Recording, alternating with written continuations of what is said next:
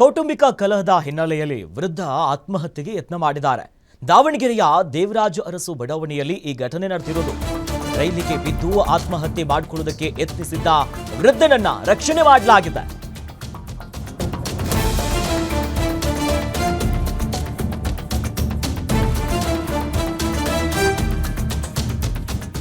ಸಿದ್ದಪ್ಪ ಎಂಬಾತನಿಂದ ರೈಲಿಗೆ ತಲೆ ಕೊಟ್ಟು ಆತ್ಮಹತ್ಯೆಗೆ ಯತ್ನ ಮಾಡಿದ್ದಾರೆ.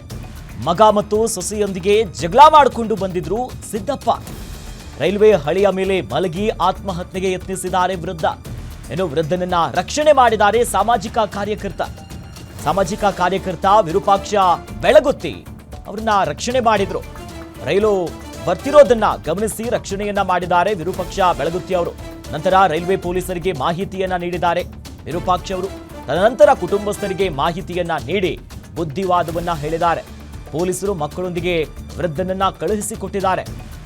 ಕೌಟುಂಬಿಕ ಕಲಹದ ಹಿನ್ನೆಲೆಯಲ್ಲಿ ದೃಶ್ಯದಲ್ಲಿ ಗಮನಿಸ್ತಾ ಇದೀವಿ ನೋಡಿ, ರೈಲ್ವೆ ಟ್ರ್ಯಾಕ್ ಮೇಲೆ ಮಲಗಿ ತಲೆ ಕೊಟ್ಟು ಆತ್ಮಹತ್ಯೆಯನ್ನ ಮಾಡಿಕೊಳ್ಳೋದಕ್ಕೆ ಮುಂದಾಗಿದ್ರು. ಆ ಸಂದರ್ಭದಲ್ಲಿ ಸಾಮಾಜಿಕ ಹೋರಾಟಗಾರರು ಅವರನ್ನ ರಕ್ಷಣೆ ಮಾಡಿರುವಂತಹ ದೃಶ್ಯಾವಳಿಗಳಿದು.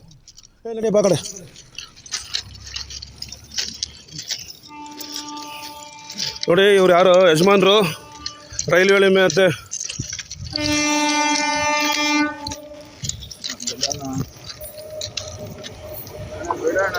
ಬಾರಜ ಏನು ಬಿಡೋಣ.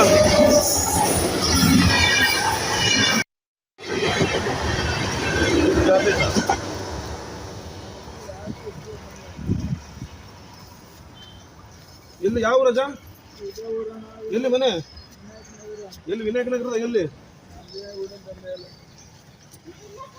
ಇಲ್ಲ ಸಾಕು ಬಂದಿ ಇಲ್ಲಿ ಯಾಕೆ ಮಕ್ಕಳಿಲ್ಲ ಮನೆ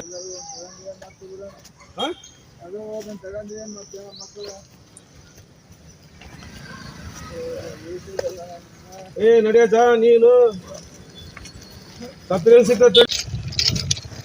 ಎದಳ ಟ್ರೈನ್ ಬರ್ರಿ ಎದಳ ನೋಡಿ.